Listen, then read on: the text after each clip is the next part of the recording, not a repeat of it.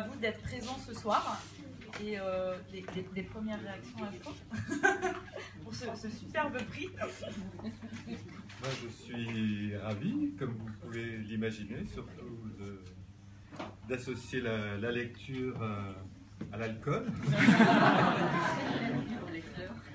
et donc au vin, qui est depuis très très longtemps associé au livre, comme vous le savez, en particulier depuis Rabelais, notre cher Rabelais. Et si vous êtes d'accord, je veux bien vous lire un petit extrait de Rabelais pour fêter ce joli prix.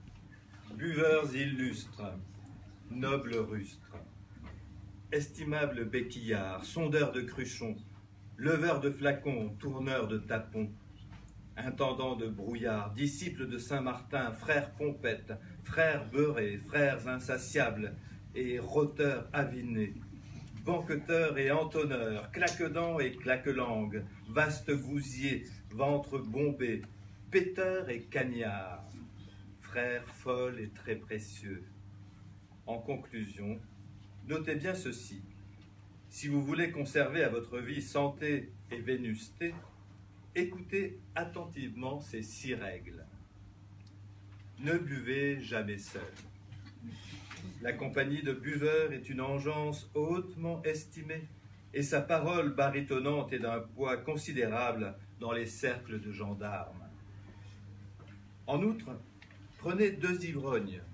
Si l'un, gorgé de brouillard, rate son pas, l'autre le relèvera. Allons, au point du jour, dans la lueur virginale de l'aube, le mieux est de trinquer avec Mathusalem. À mi-journée, avec Balthazar. Au crépuscule, choquez votre chopine avec Nabucodonosor. Ne buvez que du meilleur, buvez du solide. Pline invite à distinguer les vins imbéciles des vins valides. Les vauriens préféreront les seconds. Gardez-vous des piquettes et des pisses d'âne. Gardez-vous des vins croûteux. Gardez-vous de la bière. Le poète Bachelin appelle les buveurs de bière gueules pissotantes et dit à juste titre qu'un tel breuvage est bon pour les Flamands et les Allemands, car ils ont l'âme commune. Et boire de la bière est cause de maux. Jules, le Saint-Père, but de la bière, et la barbe lui poussant provoqua grande indignation. Pour cela, Érasme de Rotterdam aussi dit que de la bière soit infligée aux égarés et apostats, car c'est un châtiment assez rude, si lourde soit la faute. Mais plus que tout, gardez-vous de l'eau. De tous les fluides, c'est le plus virulent. Nombre de poètes et lansquenets succombèrent malencontreusement par sa faute. L'eau nuit énormément par sa fétidité et pestilence.